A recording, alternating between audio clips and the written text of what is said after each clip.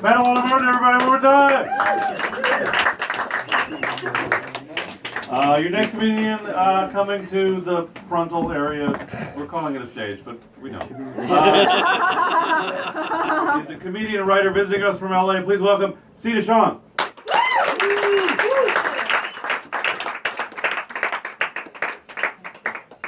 Stuck over here. Hey everyone! Hey. San Francisco. I love San Francisco. I'm from the South. I went to high school in the South. And during high school, I worked at this restaurant called Cracker Barrel. Do you guys know this place? Yeah. Yeah, that name should be offensive to white people, right? When I worked at Barrel of White People, there were 4 kinds of fries. There were 4 kinds of fries. Steak fried, country fried, deep fried, chicken fried. It was almost like people in the South just couldn't die fast enough. You know, like, well, when I worked at the Cracker Barrel, the old men who came into the Cracker Barrel loved me because I reminded them of the war. So, like, they would never tip me because they already did 40 years ago with freedom in a country I'm not from. Got out of the South, though. I live in Los Angeles now. It's amazing. I'm living the dream. Who would love living in a Toyota Prius? It's amazing. The view's always changing, right? I looked out the window of my car the other day and saw this old man. He was running right next to a cemetery. And typical LA fashion, he was in incredible shape. Just had young body, old face. Looked like 2 different people photoshopped together. I noticed that he was breathing really hard though, so I was like, I gotta slow down and help this guy. So I rolled down my windows and I yelled out, "Hey, old man, running away from a cemetery! You'll never run fast enough!" That's a joke about mortality. Didn't get it the first time. Kept driving though. Drove to the strip club called Crazy Girls. Great name for a strip club. People are not afraid to go into a strip club called Crazy Girls. But I don't think any of you would pay to go into a strip club called Crazy Women. I just don't think you're going to have that crisp 20 ready to watch a woman drive her entire family into a lake, you know? Just a floor show at Crazy Women. My first year in LA, I moved into this really terrible neighborhood, which I knew by the number of toilets and mattresses that were on the sidewalk. It was kind of like living in a Hanna-Barbera cartoon where they were too cheap to do the background animation, so it just repeats toilets and mattresses, toilets and mattresses, toilets and mattresses. I would walk a block and I'd be like, toilet, mattress, an entire outfit. Like sweater, pants, little boots. Kind of like somebody had just been raptured right then and there. I was like, I can't ask any questions. I gotta keep going. It's not my time yet. Walked another block. Toilet, mattress, human turd. Why is the human turd not in the sidewalk toilet? That makes a lot of sense. Not in this neighborhood. I got used to cat calls a lot in that neighborhood. I think I would like cat calls a lot better if they gave me any new information. Like tell me something I don't know already. Like if a cat call went like, "Hey mommy, that ass so fat, makes me worried about your family's history of diabetes." They're like, "Yeah, my mother's side, totally." Or like black guys always, "Hey Asian girl, what you mixed with? Cause I see part Chinese, part filmmaker."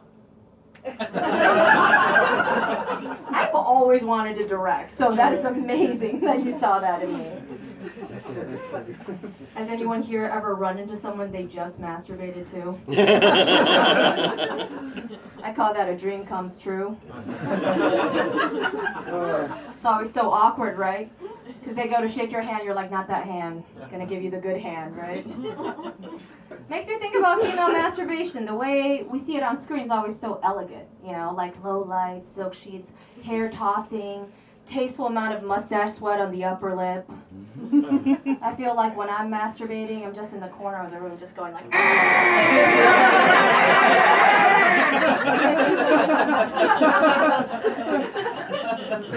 I know I'm not doing that physically. That's just how I feel spiritually.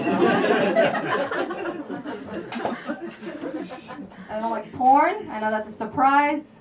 I don't like signing on to Pornhub and immediately having to decide the race of the person to masturbate to.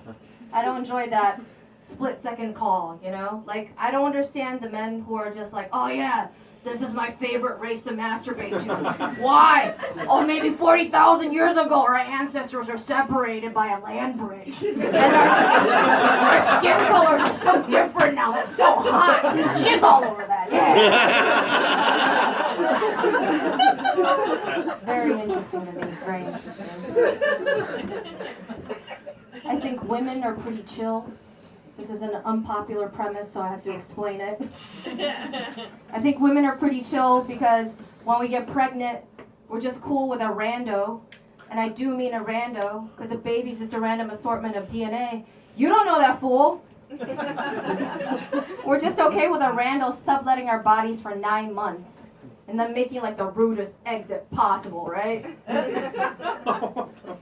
A baby's gonna be the worst roommate you'll ever have in your life. 3 reasons. Number 1, they're literally inside you. That's not where roommates go.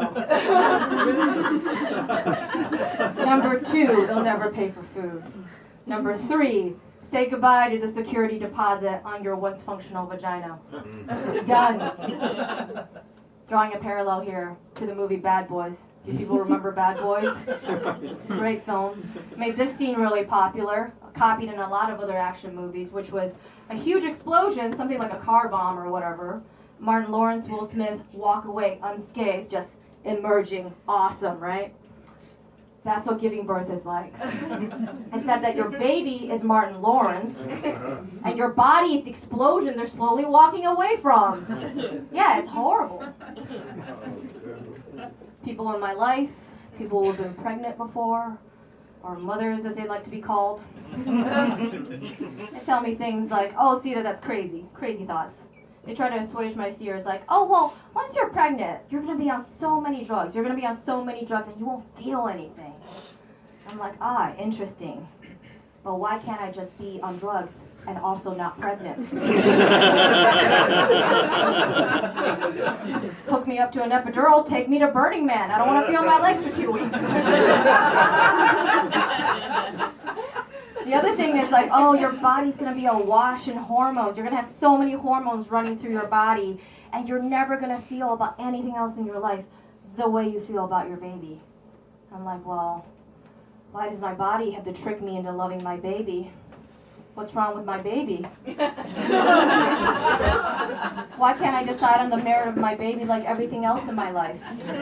With some sort of crowdsourced opinion app, like Yelp or Urban Split, you know? We can't make those decisions on our own anymore. Has anyone here ever had racism go super well for them? I have. I was doing a show, and there was these 2 old Asian men in front, and they were heckling every single comic that went up. So I was like, I don't want to go up. I don't want to get heckled by 2 old Asian men that both look like my father. What kind of gay Freudian nightmare is this? But I finally go up, and instead of bombing, they love me. They love it. They laugh at every single punchline. They're rowdy. They get the whole room rowdy. I'm having like the best night of my life.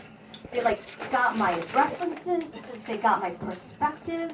They got everything, this whole thing about me. And I was like, oh my God. This is what being white is like.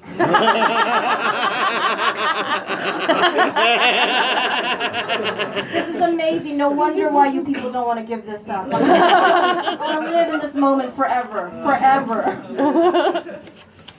My dad is a cheap person. He's one of the cheapest people I know because he grew up poor. My dad is so cheap that he said he was taking us to an aquarium, but then he took us to a fish market. And he was like, oh, Ceda, this is better because now you can eat the fish. I was like, Dad, you don't go to an aquarium to eat the fish. You go to an aquarium to look at the fish. And that confused my father so much.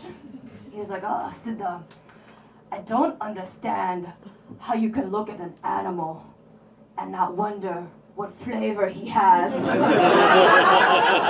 you so much, I'm Ceda.